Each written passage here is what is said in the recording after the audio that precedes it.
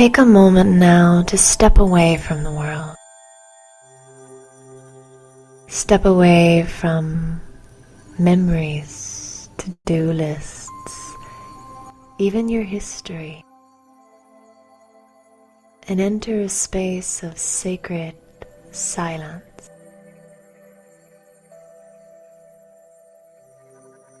Close your eyes now and just feel that silence permeate your being.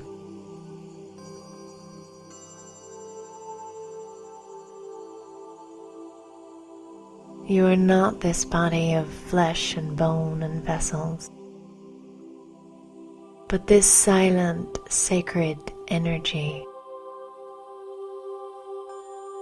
that is the soul.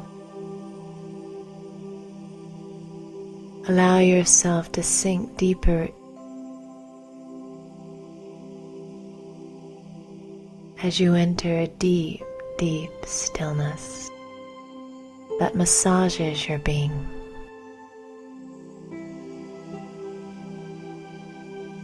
And now gently open your eyes halfway and notice how you are still in this sacred space, but it's as if you're looking out the windows of the eye, looking out from deep inside the body. You can see your cheeks, your legs, the body that surrounds you. You can see this scene in front of you as you peer from this deep space of silence and observe the physical world.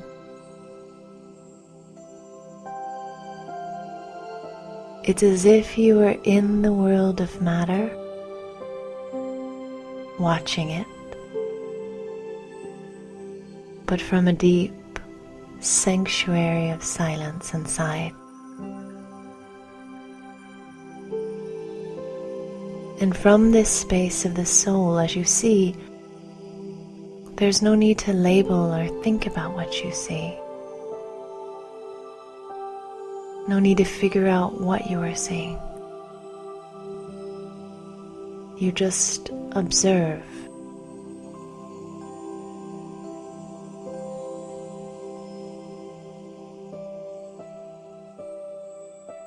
You notice the beauty in front of you,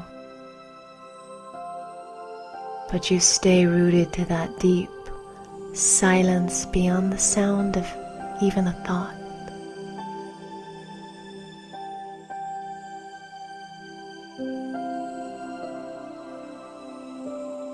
No need to have a commentary.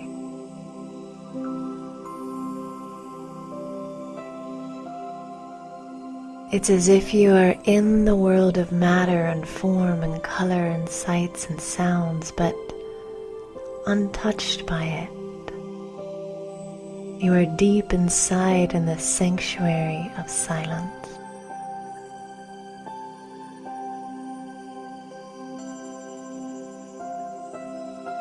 Now imagine that you let go of the world of matter. You rise above the world of sights and sounds. You rise above gravity. And you feel yourself as the soul without a body.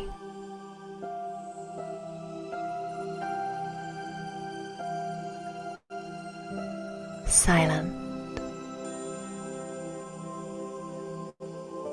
Weightless. Full of vitality and energy. You see and feel yourself as just pure light.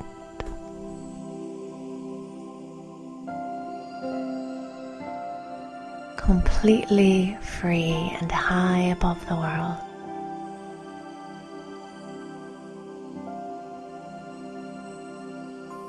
Expansive, full of energy.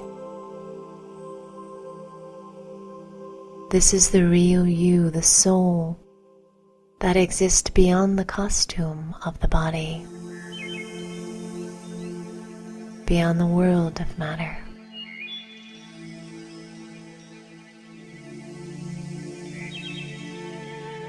Savor this feeling of weightlessness and silence.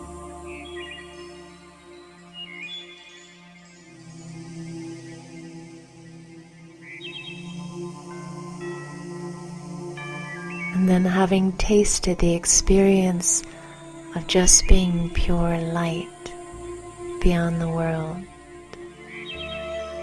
re-enter it with a new perspective. Re-enter it refreshed, silenced, renewed.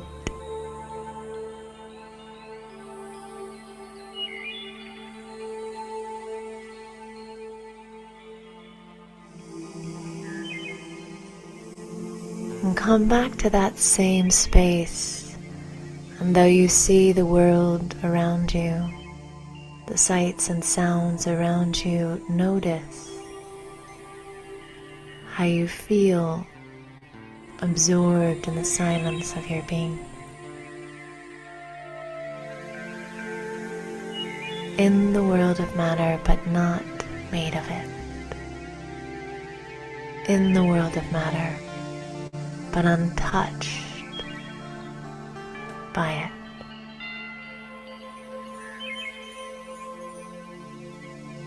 Take a walk back now, back to your daily life, back to the roles you play on a daily basis, and know that by entering this silence regularly, you renew your spirit.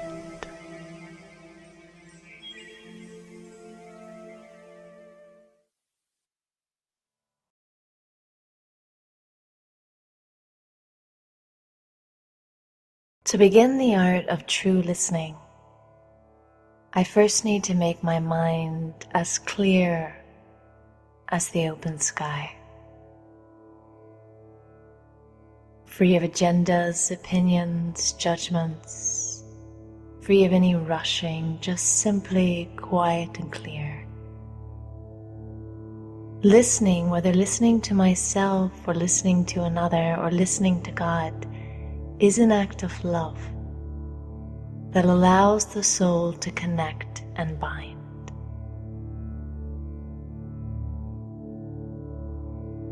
In these next few moments, we'll take some time to listen to the self.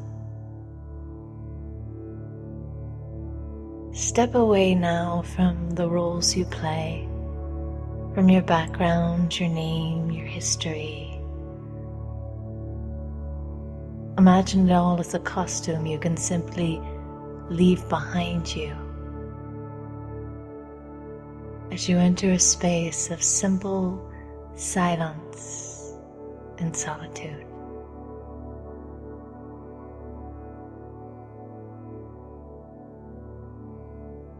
Allow the silence of the setting around you to clear your mind and carry you to a deep, peaceful, serene space inside, becoming as simple as the trees and the earth around you.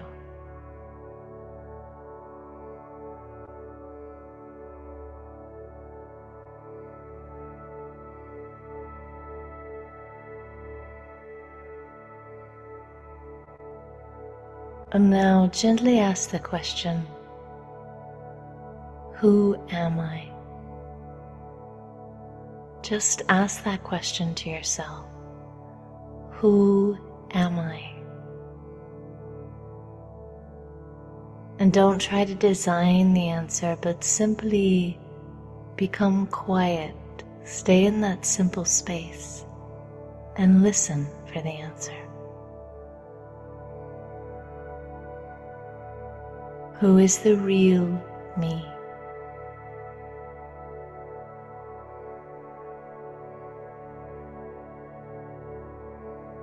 Accept whatever visual emerges. Maybe it's a word, a feeling. Listen for your soul's response.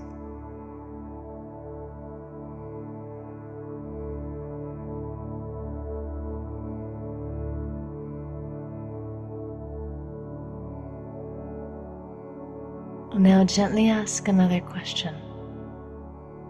What are my original qualities? What are my eternal pure qualities?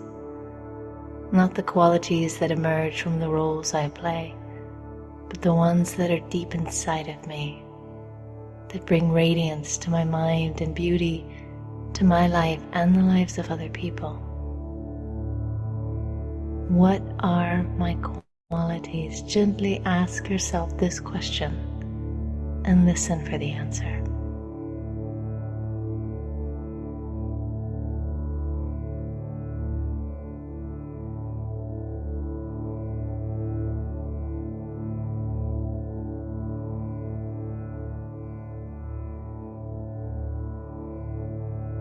We hear only what we are listening for,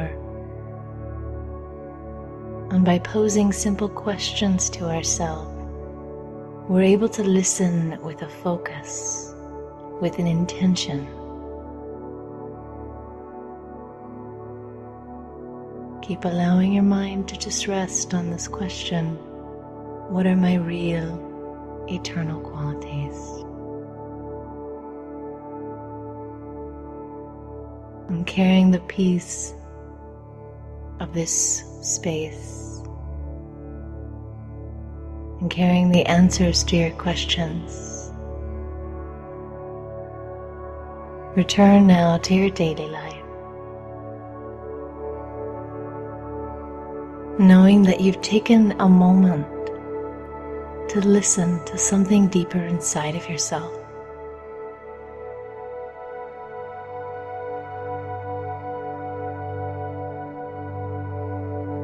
And by listening to that deeper part of yourself, you have given yourself an act of love and can now practice that same listening for those around you.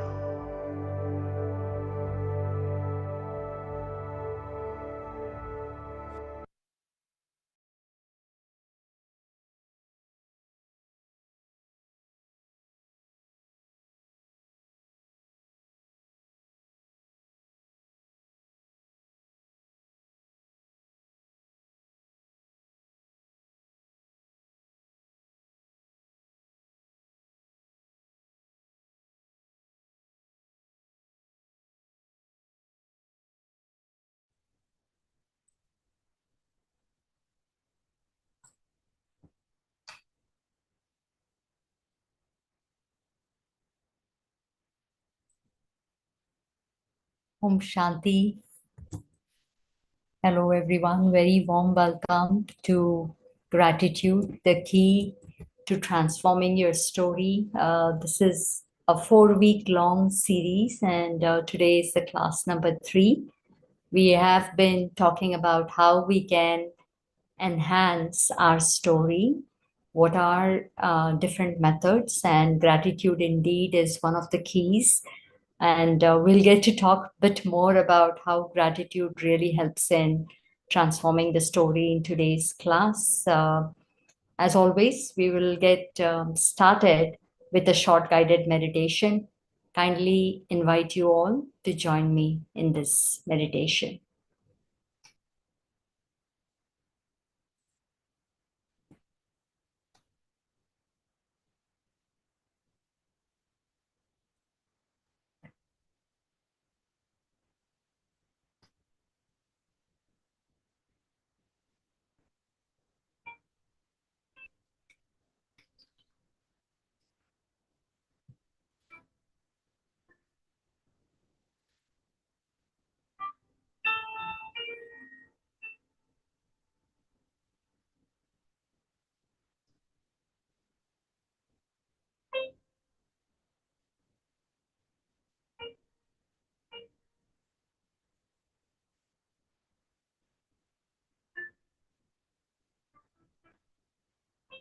We are living in a physical world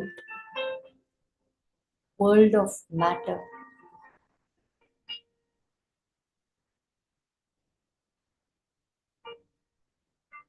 Do we realize that only we, the souls, are the life-giving force, consciousness, living beings. Everything else is non-living.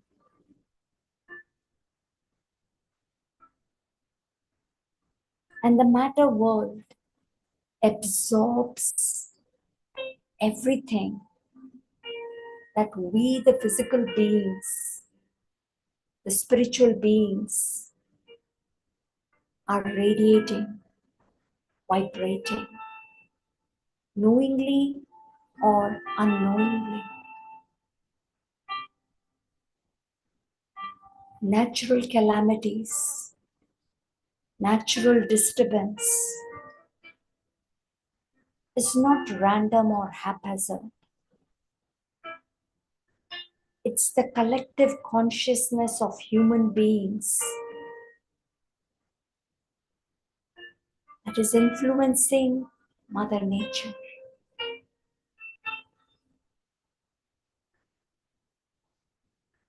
We are responsible.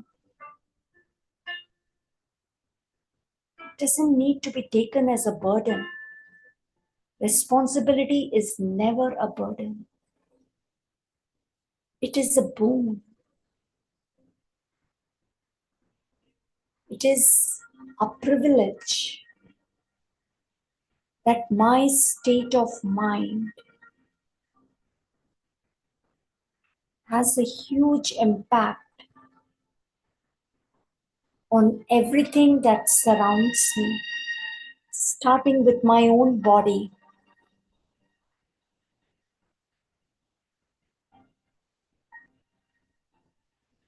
Mind can heal the body. Mind can heal the atmosphere around it. Mind can inspire healing in other souls.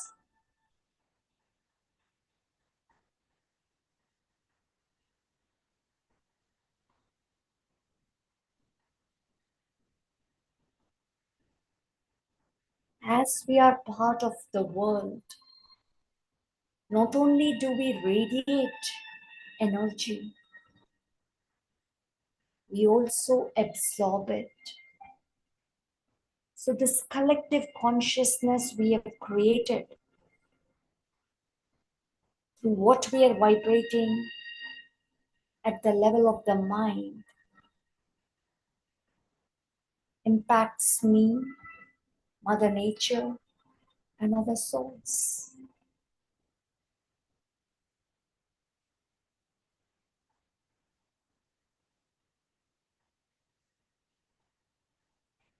So I, the soul, not only radiate energy, but I also absorb.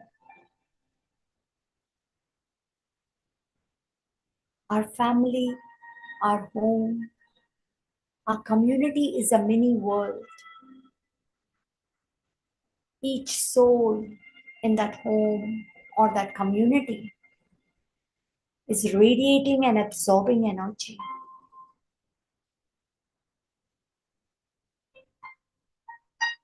When I awaken to this realization that I am responsible, I have the privilege to influence, and I can be inspired that I want to take the responsibility of creating peaceful, loving vibrations. And it becomes very easy to fulfill that responsibility. And I know who I am.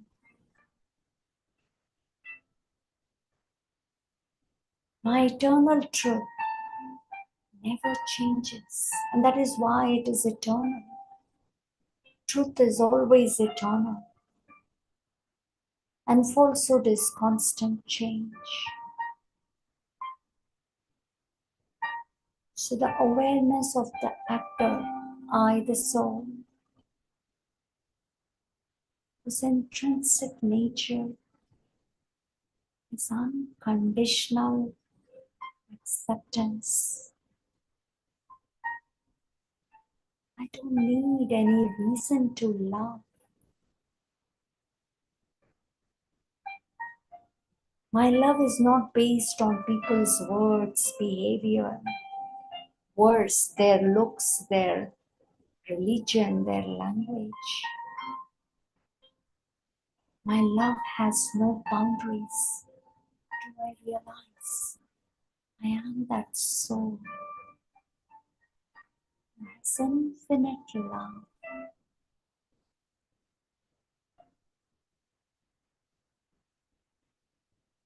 In this long journey of our existence, eternal journey of our existence, we've forgotten.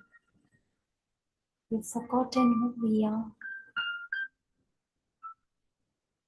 We are so identified with the matter and the role we are playing that we find it very hard to love. In fact, we find it hard to even love maybe even our own siblings or our own family unconditionally. We need to meet certain conditions.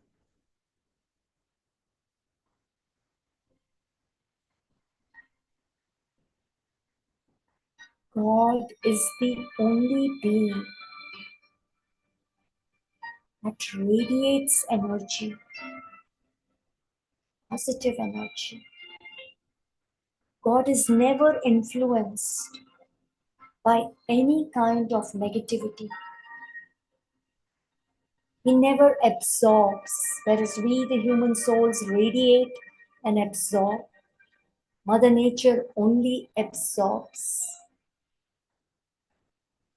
Animals also absorb.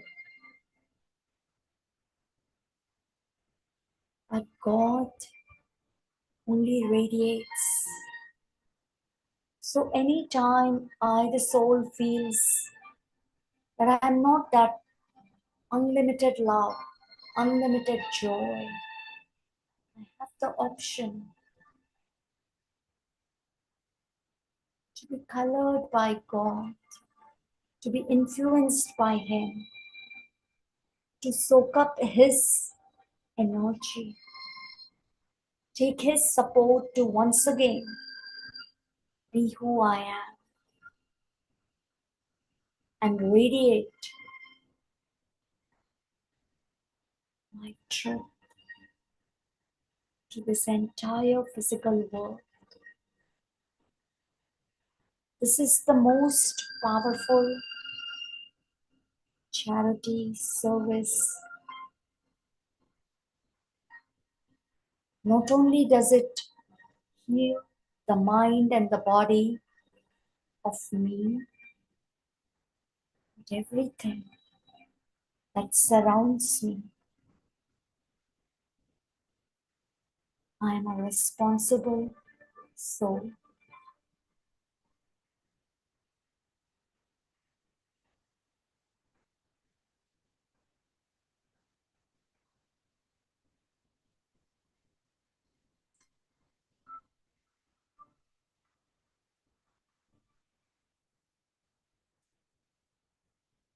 Very warm welcome, everyone, to class number 3. Gratitude, the key to transforming your story. And we will focus on softening our inner narrative. But we do have a bit of a backlog from last class. So we will see how much we get into that. So anybody who had attended last week's class, if you could maybe share a point that stayed with you in the last class. You're able to share a point. We'll do a quick revision from the last class.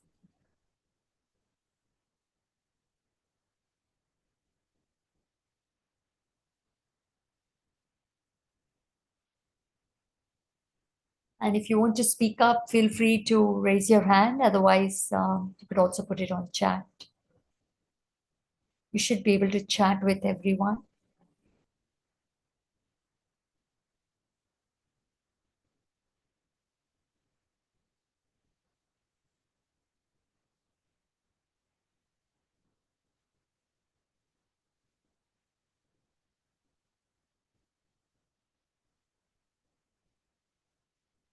Situation means nothing. Response is everything. Yes, we did talk about that.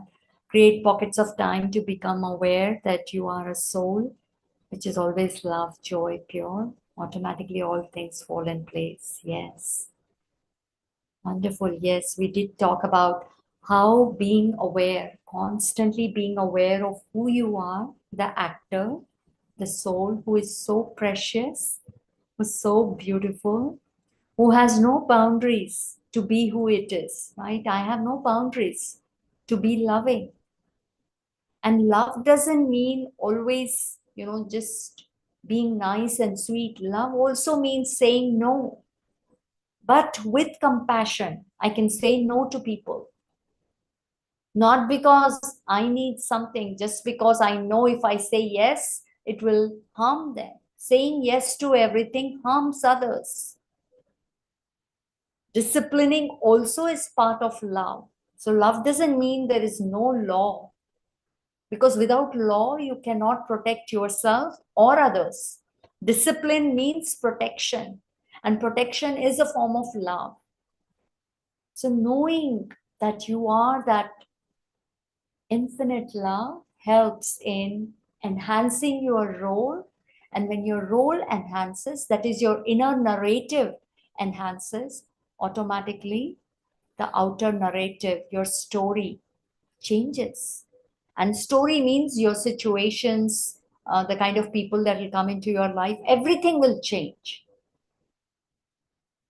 I cannot change the role or the drama. Absolutely, I cannot change it directly. But indirectly, the story around me, the drama around me will change if I keep the right awareness. Because being in the awareness of the truth is the biggest power. Majority of us, in spite of knowing that who we are still trying to change the role and the story. It is temporary. Like, for example, maybe your spouse is a bit upset with you, right? And immediately, oh, the soul is loving. I'm peaceful. I should help this person. And I go at that level and try to get this spouse to be peaceful, or try to change my behavior to make that soul peaceful. But the first thing that will only be temporary, because I'm still acting at that role level. I have to first move back to the dimension of who am I and who is that other person, the spouse. When you are aware that you, the soul, is always peaceful, and you are able to accept unconditionally that yes, at the role level, there will be upset and there will be happiness, there will be joy and there will be sadness, then you're also able to see that that soul who's playing the role of the spouse is also eternally peaceful, loving. I need to get to that level first. And then from that space, maybe you just let them be upset for a few minutes and just radiate that energy that, you are peace and love. But right now, this is the drama that is manifesting from you. And it's totally fine. It's totally fine. And that itself might inspire them to change on their own, or change whenever they are ready. So the bottom line is, we don't need to get involved in the story too much, in trying to fix it, in trying to get everything at the role level and the story level. It will automatically fix itself. I need to be aware of who I am as the actor and keep myself at that infinite peace, infinite joy level, and see how then the mind will present the perfect solution for any particular situation. Or it might say, Don't need to intervene. Let it be. Let that situation be as it is. Right now is not the right time to intervene. So you learn automatically to be patient, to allow everything to unfold, whether it is good or bad. You're able to accept good and bad as is, versus constantly, oh, I, the spiritual being, I have to fix everything. Not really. I just need to be who I am and give that space for the story to unfold itself. It will have the good and bad in it, but it transforms when I remember that I'm eternally beautiful. So let's get started with today's class. We had started talking about what is the biggest roadblock in transforming our story, and we did talk about how it is the critical mind that is constantly judging. It's constantly judging me and others, right? And the story itself. It's constantly judging everything, and that is what prevents me from transforming. It will, uh, the mind, critical mind, will take us through the waves of hopelessness, fear, stress, all of those different situations and feelings and emotions. So I need to be very, very aware that what is the mind doing. Now, what causes this mind to become critical? What has caused the mind to become so critical? Why are we so judgmental? Love to hear your thoughts. Why is the mind so judgmental?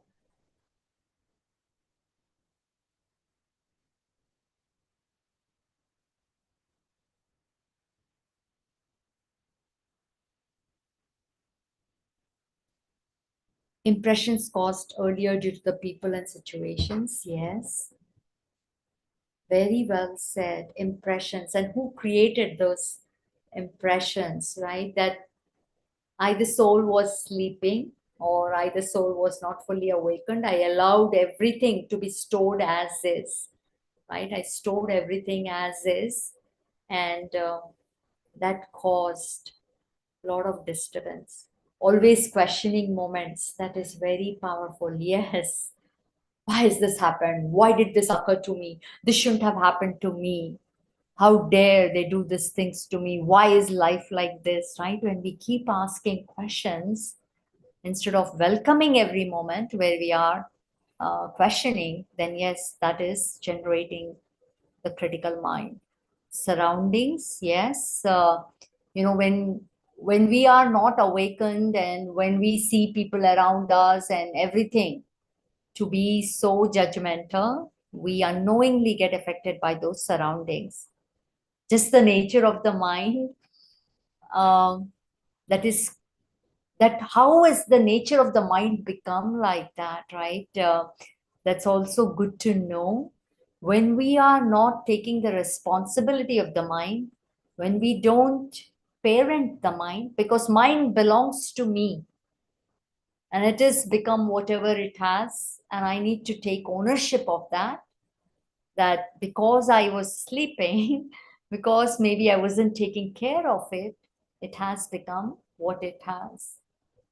Trying to control the situations. Very well said. All of you have given such wonderful responses. They're all right in their own ways. And I want to share a few more things here.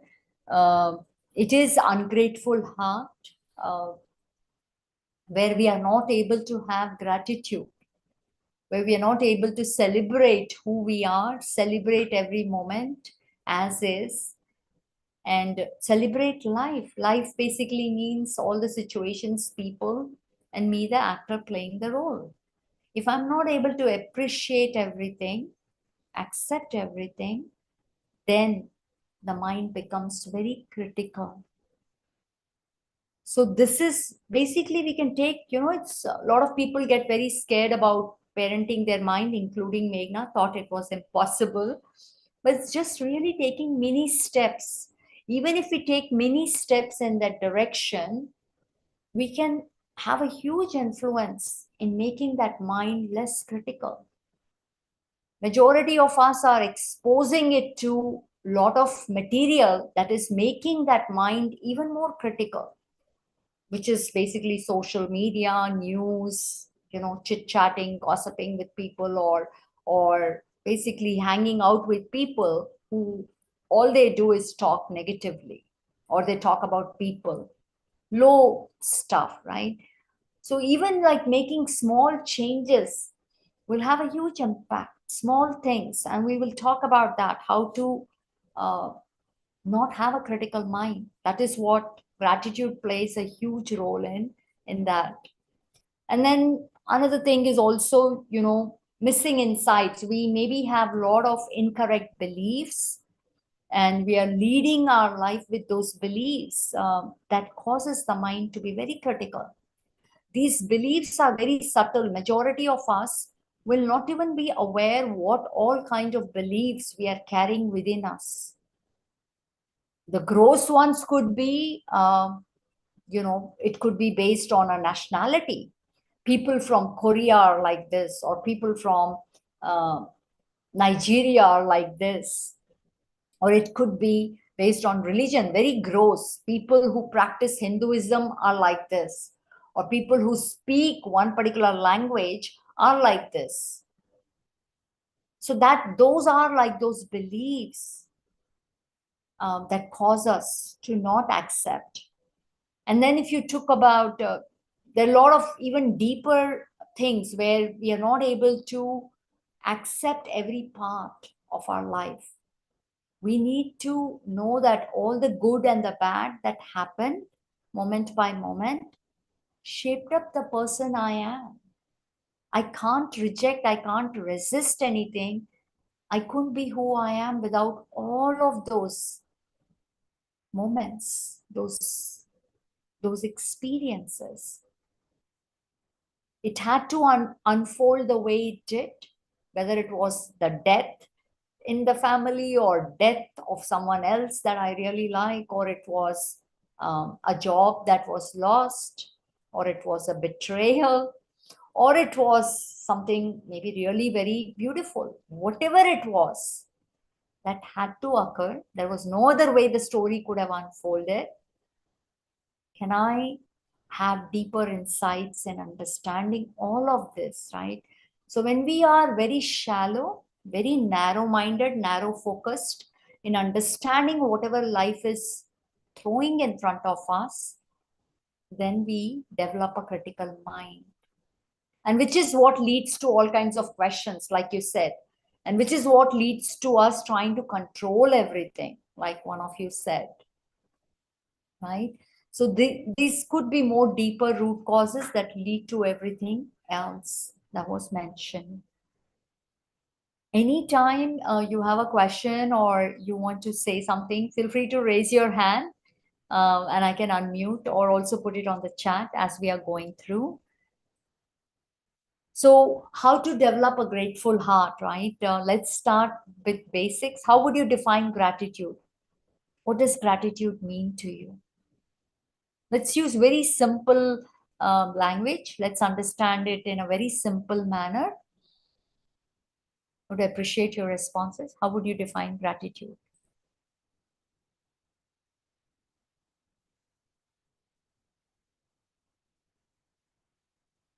Thankful. Yes. Yes, it's as simple as that. Appreciate the little things we enjoy. Very good. It comes from the heart. Very well said. Gratitude has to be from the heart. A lot of times we just say thank you because of all the manners and etiquettes we've been taught, right? Feeling in my heart. Yes, absolutely. If you feel gratitude immediately, it should be a very warm feeling inside. Maybe even a smile on your face. Maybe your eyes have become soft. It's actually that deep. And seriously, as we recognize the actors that we are, you feel gratefulness for every moment, because without a moment, without a person in your life, you can't experience your truth. Everything that is happening around you is needed to know who you are. And that's why your Constantly you will be saying thank you, thank you. That has to come from within. Being thankful for current situation and work towards what you want in future. Very good, very good. That basically means you're accepting the present when we are full. Yes, gratitude means fullness. Recognizing that indeed you have so much, right? That is what gratitude, first step I would really see that gratitude really means recognition of how much you have, how beautiful you are as an actor. Being a human soul is not an ordinary thing at all. It is really a privilege to be a human soul. We have so much power in us, how we can be the influencer. The more you recognize who you are, you'll only have gratitude for being a human soul. And then everything around you. It's basically simple is noticing something beautiful, meaningful, useful. That is when you automatically are feeling gratitude. Just that recognition itself is gratitude. Then acknowledging, right? Really acknowledging, it's a gentle acceptance that I, the valuable being, is offered something very useful, very valuable. I don't reject anything, I don't resist anything. Even the pain that is coming in the body, gratitude for it. Acknowledging that there is something good in it, recognizing that there is a reason for it, acknowledging that its existence is important, and then appreciating it. Really, it's not at all that thank you that we keep saying. It's if I hope don't but it's more of a Western culture, and I hope I'm not hurting others by saying it, but it is indeed thankful. Always saying thank you is more of a Western culture. It was not so much back in the Eastern part of our world. It's really this, the I mean, it's nothing wrong in saying thank you, but I feel it's being overly used without that feeling of warmth. It's not coming from the heart. It's just an automatic word. Thank you, thank you, thank you. But it really doesn't need to be spoken so much. It needs to be felt. And if you felt it in the heart, the other person will receive it in the heart automatically. That my feeling in the heart will empower them, because automatically I'm giving blessing to life, blessing to people, blessing to myself. If I'm thankful, right, that means I'm appreciating. It's very powerful. It doesn't require any words. Nothing wrong in using it, but when you feel it in the heart, you will not see so much need of constantly saying thank you. But if you know there are people who expect you to say it, or who start raising an eyebrow that, man, where is this person coming from? So ill-mannered, right? Then yes, there's no problem. Like, okay, this person will start judging or become very critical. No problem. We use the word thank you, but let's let it come out from the heart. So gratitude is it's not just a simple thank you, but it's really the way of being, living, seeing everything. I need to check, am I always acknowledging things around me? Am I recognizing it? Am I appreciating it? Even taking a walk in Mother Nature and recognizing the beauty and the selflessness of what all it is offering me, the colors in Mother Nature. Thank you. The gentle movements of animals or the leaves. Thank you. When we start doing these kind of things, automatically the critical mind will mellow down. It won't, the intensity of criticism in the mind will go down. And I recognize, acknowledge, and appreciate. So it's really the way of living, way of being, way of seeing everything. It's not just a simple thank you. It goes a lot more deeper. That's the spiritual aspect of gratitude. So it is an inner strength. It's not just a simple thank you, but it's really a deep strength And the more the heart becomes grateful, the way you respond to life will completely change.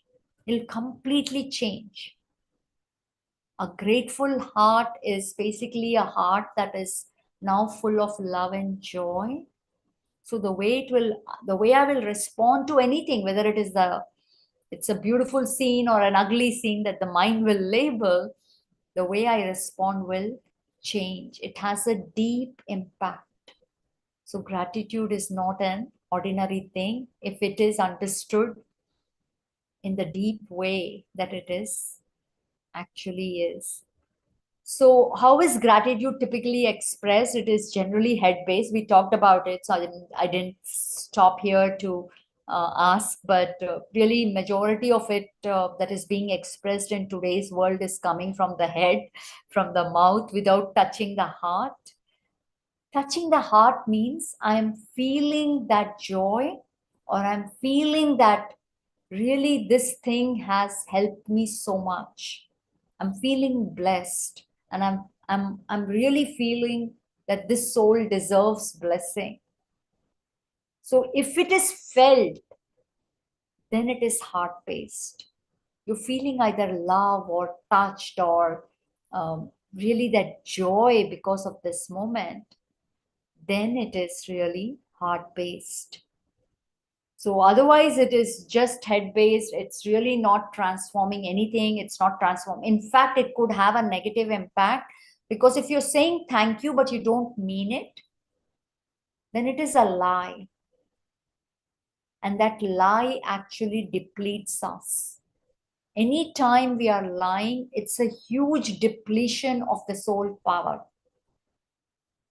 People of the world are not recognizing this. Has become such an artificial world, and I think all of you would agree that it is such a artificial world. There is no genuineness here, and that artificiality is really depleting our power, disturbing the mind a lot.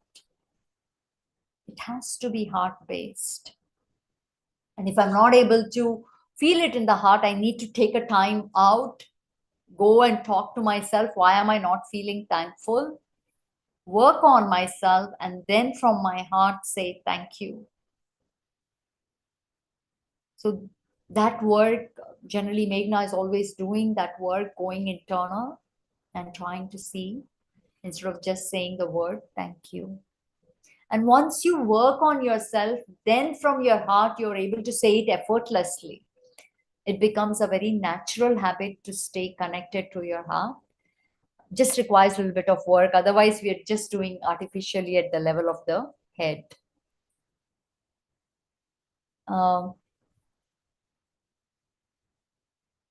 When do we express gratitude? When do we typically express gratitude?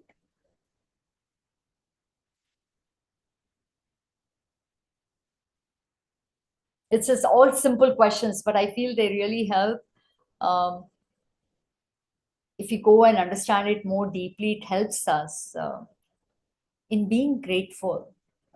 It's not like we are not grateful. Majority of us are all grateful, but it can go so much more deeper and have a huge impact in the way we respond to life, in the way we treat ourselves. When we benefit from someone, yes, existence always. Very nice. Very, very powerful. Always. Right? Very nice. Very well said. Typically, it's just really the definition of gratitude when someone helps us, right? Like you said, one of you said, when someone helps us, or when something wonderful occurs, right? When something really wonderful occurs, we are thankful. And or when maybe a big crisis got avoided, we just escaped, had a narrow escape or something. Generally, it is for big things where we feel gratitude. And other times when we just say thank you, we really don't feel it in the heart. We're just saying thank you, thank you, thank you. Maybe somebody gave me something, or somebody said something nice. We just say thank you, but it's really not touching the heart. If it touches the heart, the entire day you will be feeling that joy, that love, that appreciation. Otherwise, if I'm just saying thank you 100 times a day and I'm not feeling it, whole day I'm feeling sad or disturbed, that means it has not come out from the heart. And it should be, like one of you said, default setting always. When do we express gratitude? It has to be always. Whatever life is throwing at me, whatever I have done or not done, I should have gratitude. First thing is always have gratitude. It should be the default setting. It's not just gratitude is not just a reaction where we are saying thank you to each other. We really need to make it a default setting. And this attitude of gratitude, as we develop it, it will color every experience, even the difficult ones. A grateful heart is a very, very powerful heart. It's a big heart. Big heart, strong heart. Once your heart becomes very strong, very big, you allow everything to occur as is. You are not trying to control anything anymore. You're not trying to control people. But you will see how your big heart automatically influences others and the story to change. So we are not trying to say here by being grateful that we ignore pain or we ignore problems or situations and just say thankful, thankful, thankful. It basically is a simple step, which means trusting that everything that is coming is a gift. There is a reason for it. There is a profound reason for everything that is occurring, that is shaping up my story. There's a profound reason for it. So I'm not going to reject anything. I'm going to wait. Patience is one thing that is really lacking in today's world, especially today's generation, the new generation can't even wait for a second. And that's why many people, purchase very expensive phones or laptops because they can't handle even a second of response delay. It needs to be that fast, right? Versus people who are patient, they will not spend maybe so much money on gadgets. They are okay with that speed, and even that it's not at all slow. But people have come to that microsecond level. They want it that fast, right? So, what is the reason we are not able to feel grateful? What is the root cause of it? Why do we feel ungrateful at times or majority of the times? Another response here was when our spirit is uplifted. Yes.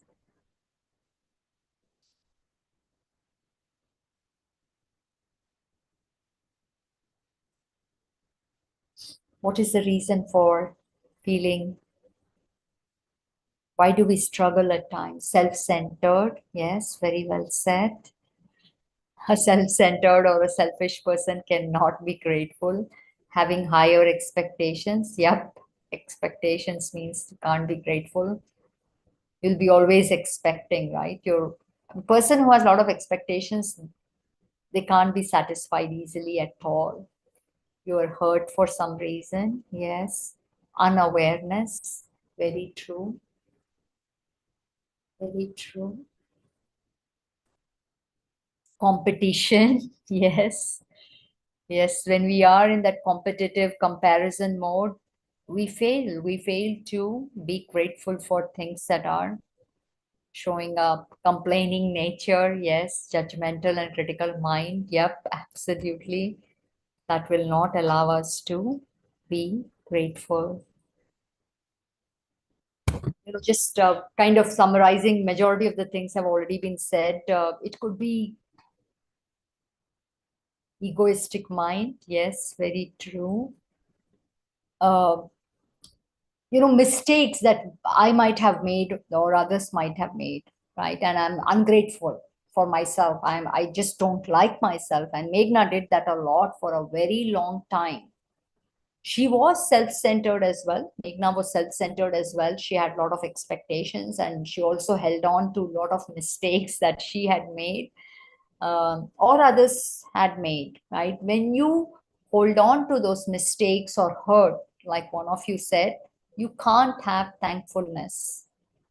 Your intensity of gratefulness that you will feel will reduce if your heart is filled with those memories of of that ungrateful moments. You were wrong, Meghna. You did that, or somebody did that. If that is what I'm storing, impressions are stored in the heart. Heart is nothing but part of the soul, which is memory. So if what you're storing in your memory is all bad, this was wrong, this was a mistake, then your heart has no space for those virtues, for love, for joy. And all of that gets kind of, totally diluted. Your beautiful nature gets diluted when you see um, the moments in life in a dark manner. So challenging circumstances or people, maybe that make you ungrateful. But gratitude needs to be the default setting. Nobody should have the ability to stop me from saying thank you, right? So learning the art of saying thank you to a difficult situation or to a difficult person, very important. Recently, I was in a retreat or in a special place, and one of the classes there said, a difficult person, never ever say that this person is so talkative, or this, what is the difficulty? I can't stand. Like Meghna could not stand people who talk, right? She'd immediately get irritated, or whatever. That was the old Meghna. So she would immediately, that person, oh my gosh, this talkative person going to waste my time, right? What they shared in this class was, don't say that. Um, Say this person is your teacher, your patience teacher, your tolerance teacher, your kindness teacher. Kindness teacher has arrived. Can you be kind? Can you learn kindness? Right? So when you recognize that this person who is maybe rude, maybe it means it's the teacher, our infinite love teacher has arrived. Not the person who is rude, but infinite love teacher has arrived. Can I be grateful? That's another way of looking at things. Severe abuse, neglect a child. Yes, we can even be thankful for that. And we can talk about that. It doesn't mean, that I don't help. If somebody is getting abused, doesn't mean that I don't help out if I can. But there is a reason for that. At the surface level, it might just look like an abuse. But everything has connection. There is interdependence of every scene. That scene of abuse did not show up just like that. It can't, well, if you understand things deeply, it will not block gratitude. It will not block gratitude because there is a reason for why that abuse is occurring. Everything balances itself out. Now, suppose I am someone who's noticing that abuse, yes, I need to see whatever I can do to help out. But sometimes maybe it's just a parent being a little tough on the child. I can't intervene. I can't really say, hey, why are you being a tough parent? It is their choice. But yes, if this parent is maybe hitting the child, I can certainly intervene. But there is still a gratitude for that moment, because that moment is balancing out what occurred in the past.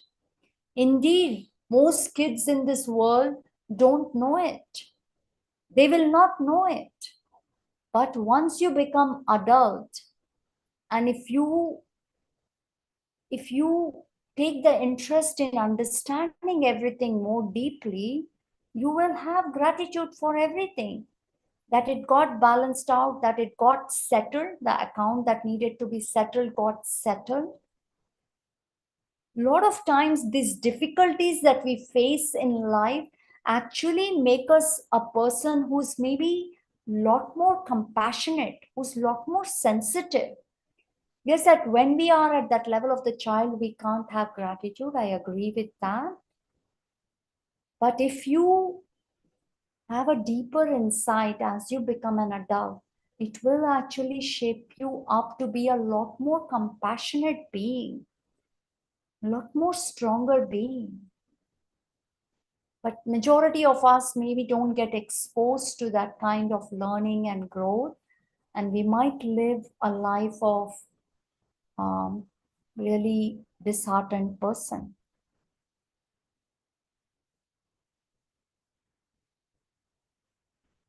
So gratefulness and thankfulness doesn't mean I don't take the action to stop the violence or to stop the injustice that is occurring. But it is a simple recognition that this injustice also has some beauty in it, some reason for it. So I'm not rejecting it. Because once you reject it, this shouldn't have happened, then your method of helping others will be violent. You will try to put down other. And this is what, right? When an eye for an eye makes the entire world blind. And that is what is occurring in today's world. We are very quick to say, this is wrong, this is unfair, this person is wrong, this person needs to be destroyed. And that is why everything is becoming so violent. But gratitude means recognition that there is a reason for everything, that nobody is violent by nature. But now with that understanding, how can I help? Then my help will actually help both the sides, not just one person, right? Actually, it won't even help one person if I'm doing it violently, because I might make them dependent on me. So we are also not able to be grateful. I think you covered all these expectations. Our life is going against our plans, or we are too busy in the outer world, right? Busy with gadgets, constantly watching something, or constantly working, or constantly chit-chatting. That if we get too busy in all of that, we can't have that gratefulness. And like one of you already said, awareness, lack of awareness and attention. That, man, people are really helping me. My body is helping me. Am I thankful for this body? Meghna has thankful for even the critical mind. Without that critical mind, I would have not known how uncritical I am. This mind at times gets violent. I wouldn't have known my non-violent nature without this violent mind. So Meghna is not ungrateful for this mind that runs like I'm not anymore. It doesn't run like a monkey anymore. It's not as restless. It doesn't have violence at all anymore. I would say mostly, maybe small, little bit of irritation here and there. But a lot of the mind has changed because of the actor awareness, right? But now I have gratitude for everything. Deep pain in the body, gratitude for it, because it shows how resilient I can be. It has helped me develop tolerance power. Without this pain in the body, you can't develop it. Doesn't mean I don't go to the doctor, doesn't mean I don't take medicine, but grateful for it because it has helped me, right? So we actually need gratitude in the most difficult moments. That is the time we need that recognition of what is good in this, acknowledgement of that good and appreciation of that good. That is needed the most in the difficult situations.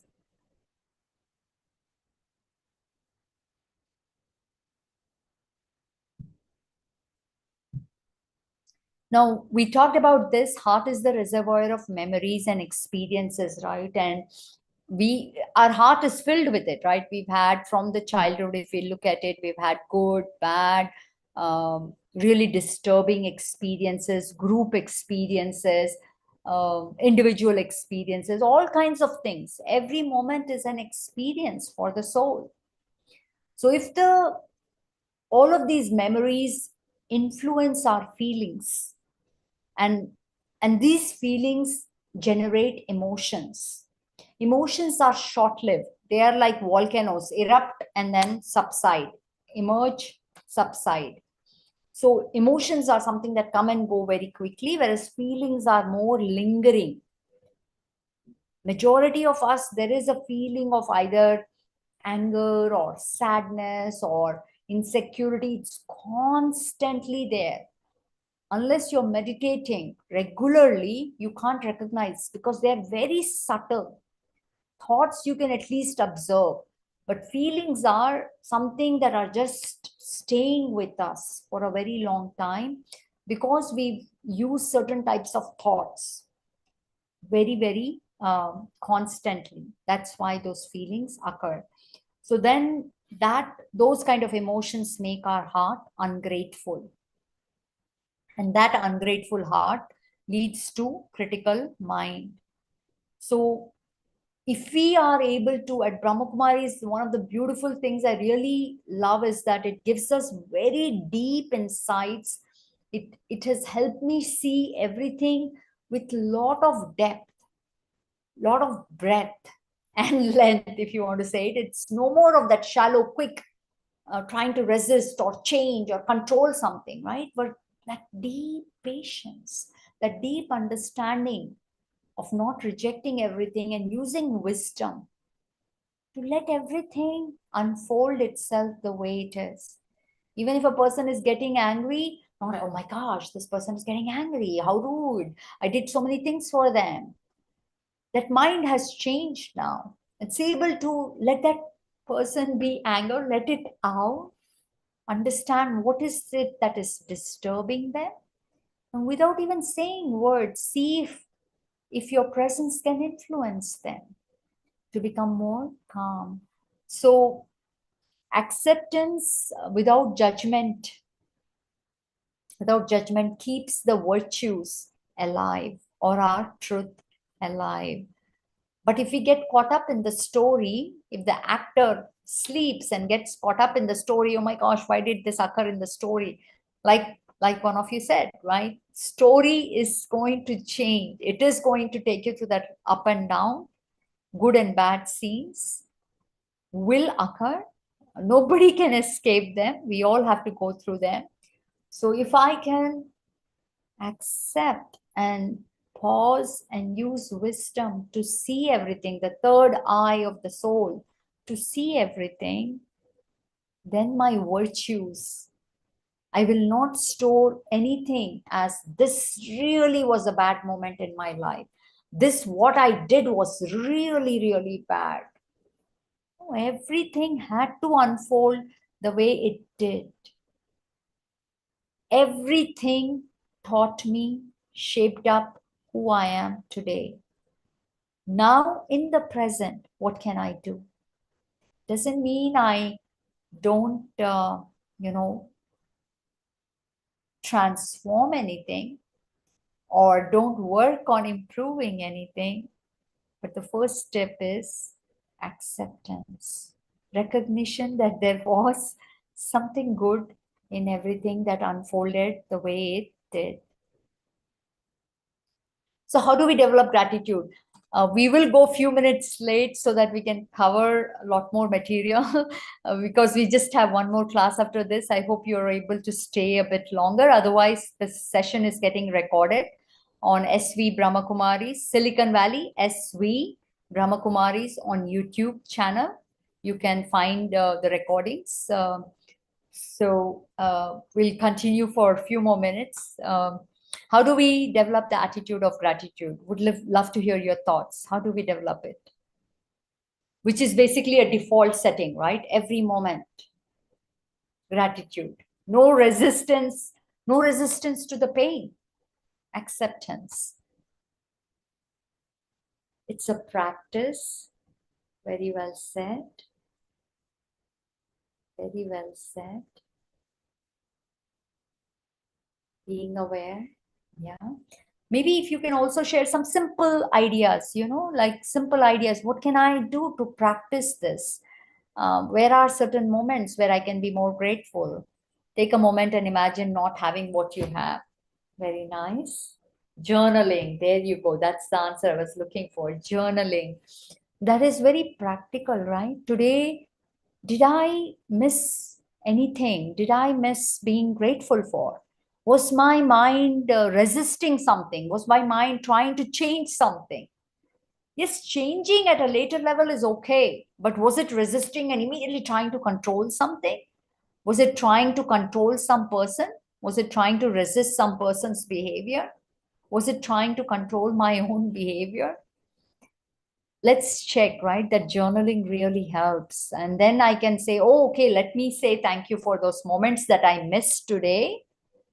And then as you journal, you will see that immediately you'll start recognizing everything as gratitude. So journaling really helps in developing that deep practice of gratitude. Then every moment you're journaling, once you develop once a day, I'm going to journal, it becomes a deep habit. Every moment you're doing it. Detachment, yes, very true. Giving of our resources to others in need, very true. Yes, being charitable is indeed a very big sign of being grateful. Change expectations for appreciation, very true. Yeah, letting go of expectation itself is gratitude to your own self, right? Because expectation means I am totally disturbed all the time. Being reflective, yes, very well said. Being reflective all the time, not leading a life of impatience. What is next? What is next? Always living in the past or future. Majority of us live in the future or in the past. That kind of lifestyle cannot allow gratitude to exist or develop as an attitude. It will just be that politeness, the sophistication. Thank you, thank you, thank you, but not touching the heart, right? So really leading that reflective, contemplative life. So summarizing some things that you've already said, it's really noticing what we have versus what we lack. Each one of us, even the person who's immensely poor, has something that life has given it.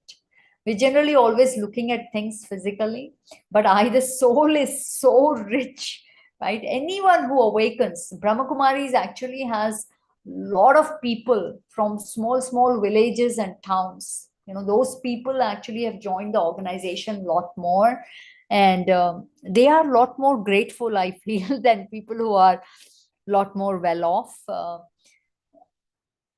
And so really gratitude is not about just the physical aspect of our existence, but it's really knowing who you are.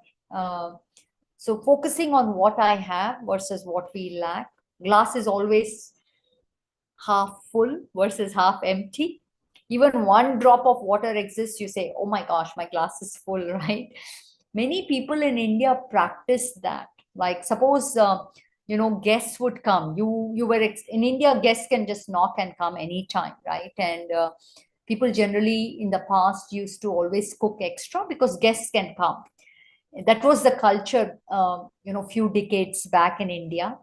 And suppose like you maybe cooked extra for maybe 5 people, but 10 showed up. There was this magical mantra of we have enough, everybody can eat, and magically that food would somehow multiply. You would say this is all blind faith and all of that, but this is the truth. When you make your heart grateful, you will see how things actually multiply or they don't end at all.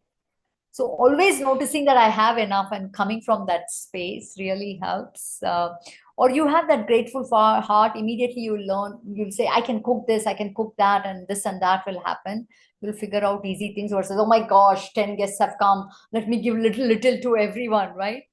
Shrinking your heart that way versus saying, no, we have enough, we all can eat well.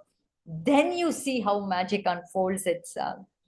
That's the magic people in India used a lot. And I've heard this a lot from my grandmoms and others. Grows when we desire less, like all of you said, have less expectations and appreciate more. This was also shared. Deepens, right? It starts by recognizing what I have. It grows when I desire less, and it deepens when we know who we truly are. Knowing yourself, that soul, that infinite love, infinite peace, infinite joy, the one who doesn't need anything from this physical world to be happy, right? And trust that every scene in our life is helping us to return back to that beautiful truth. Pain is helping me, death is helping me, everything is helping me experience my truth. Without a difficult relationship, you can never experience unlimited compassion. You cannot experience uninterrupted peace without difficult situations. That is your nature. Your nature, soul's nature is peace and only peace, love and only love. You can't experience your infinite love nature without every scene of the drama. So gratitude, right? So these kind of things and really help us. And how do we develop this as a default setting? Gratitude as a default setting. It requires a very quiet faith. It's very silent. Faith is very silent. It's not really talking it out loud. You can if you want to, but it's really more of a deep understanding that everything here is to help me. The hard parts, the disturbing parts, the constant waiting. Maybe a lot of things are not changing for a very long time. Maybe there's a big pain in the body and it stayed for almost a month. It's happened a lot to Meghna. Some of the issues in the body have been with Meghna for multiple years, and gratitude for it. A lot of those pains have allowed me to become a more intense meditation practitioner, actually.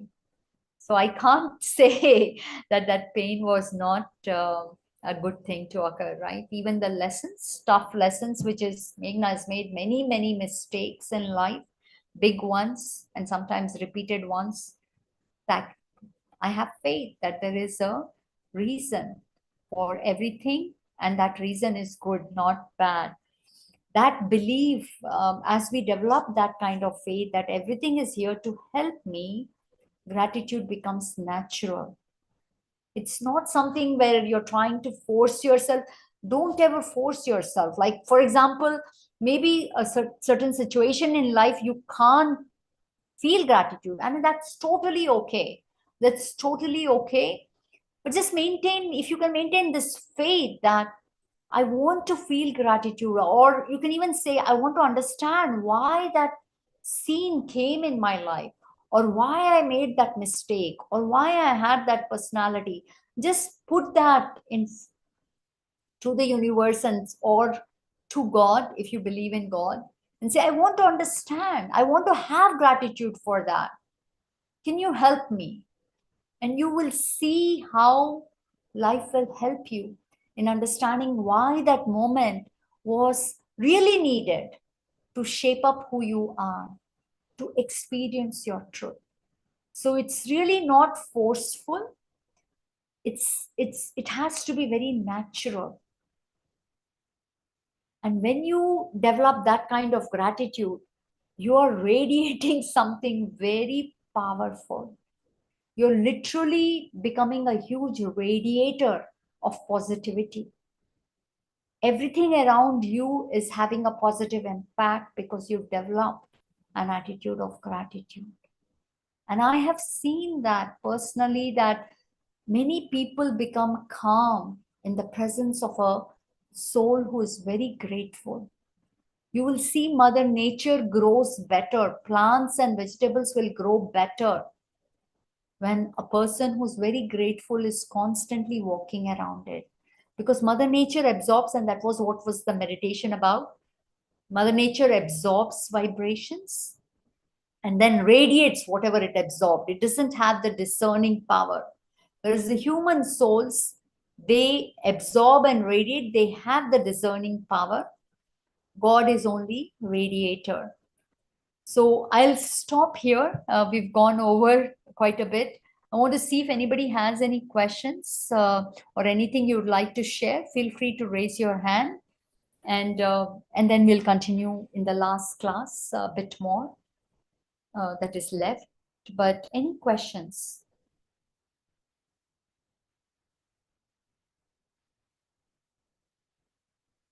Anything that you'd like to share?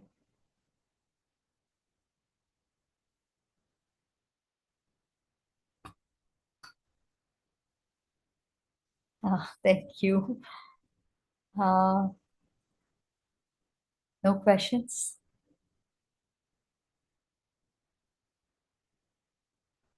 Really, all of you, great responses. Really great responses, and it's really good. How do you switch to gratitude during grief? You know, as you lead a life of being very reflective, it becomes natural that even during grief you will do it, right? It's a journey, but it needs, like one of you said, practice, right? By being attentive, by writing in a journal.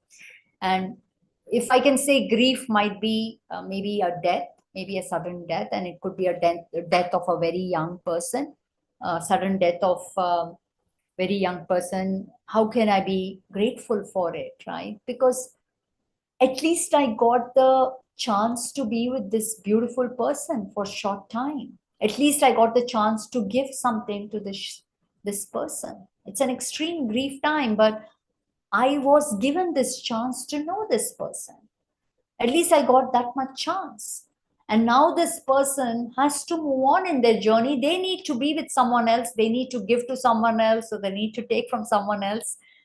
That is their journey of life. Their journey, their destiny meant they had to be with me only for that much time. And I could only get that much. Can I be grateful for whatever little I got with them? And whatever I couldn't give, if I know that that is a soul that is eternal, I can give it to them right now. There's no need to feel guilt or regret that I didn't give, I only took from this person. You can give it now. Like Meghna does this a lot for some souls that have left the body. Anytime I remember, I send that gratefulness so that the soul continues to get it, because I did get a lot from them. They shaped up the personality in me, right? So that gratefulness can be practiced even when that person has left the soul, the body.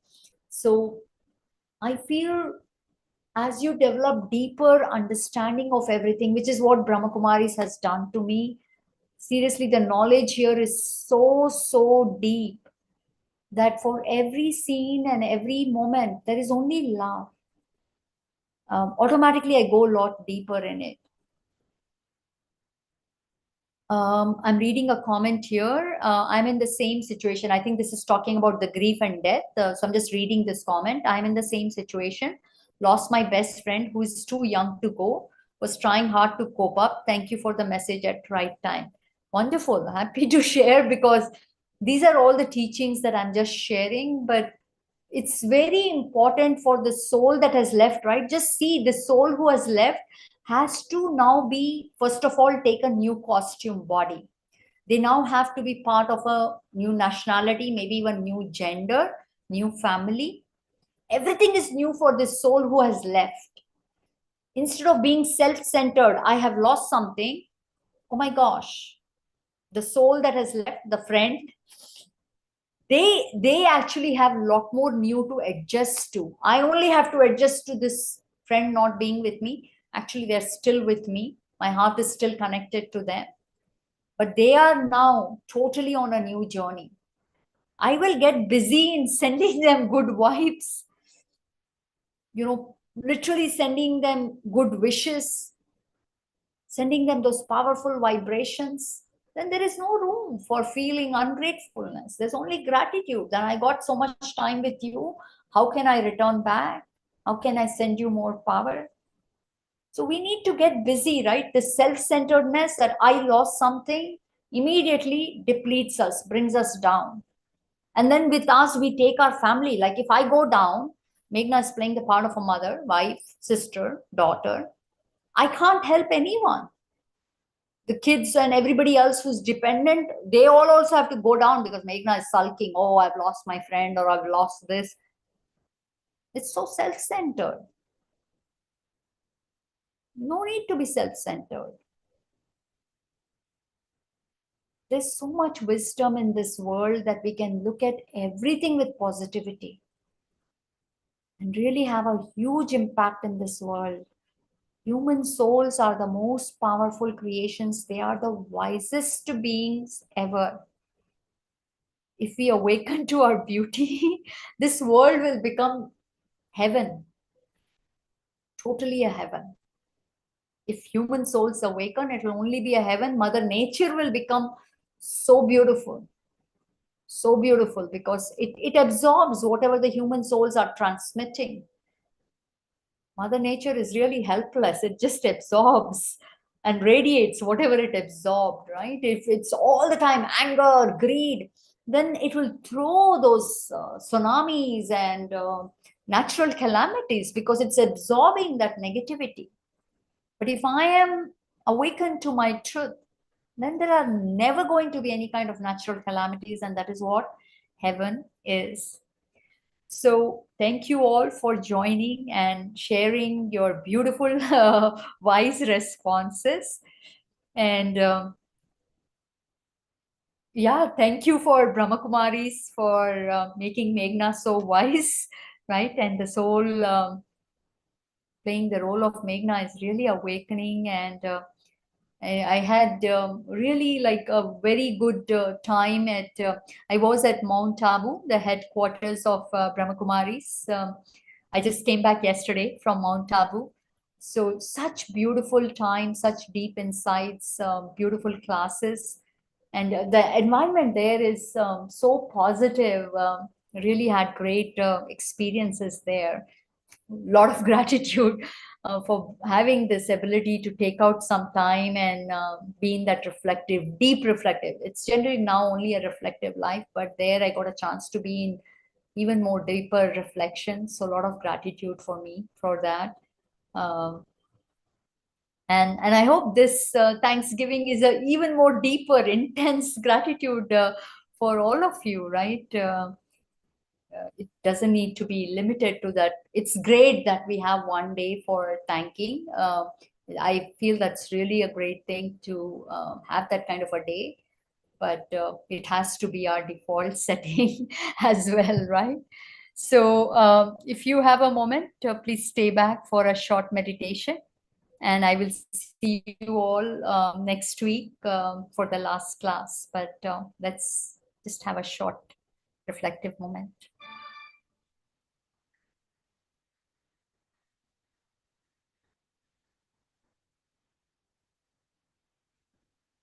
I am immensely grateful for who I am, a human soul, God's child, and the role I have been given. The role might have all kinds of disturbing sanskaras or personality traits. No problem.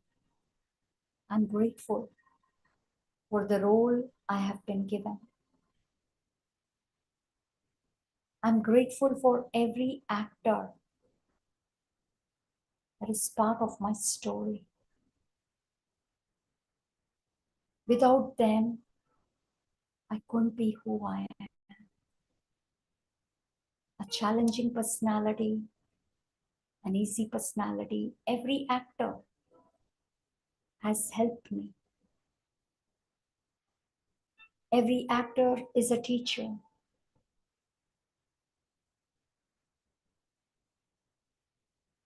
Thankful for Mother Nature,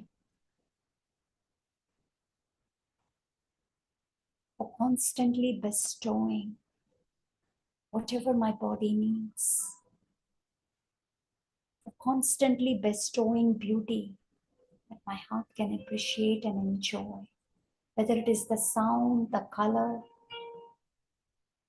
Thank you, Mother Nature, for unconditionally giving. I might have radiated anger, sadness to you, but you've only given me colors, beautiful chirps. Thank you. And thank you, God, for awakening the deep truth in me, for showing me how beautiful I am as is, for showing me how beautiful my story is as is. Today,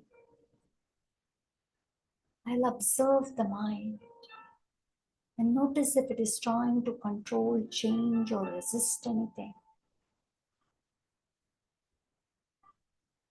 The soul is unconditional allowance, unconditional acceptance. It is only from this deep space of gratitude transformation can occur. Deep wisdom to transform will emerge versus that violent way of controlling and changing anything. Thank you, thank you, thank you. Thank you everyone for joining me today. Hope you have a grateful day ahead, and see you all soon. Take care everyone. Om Shanti.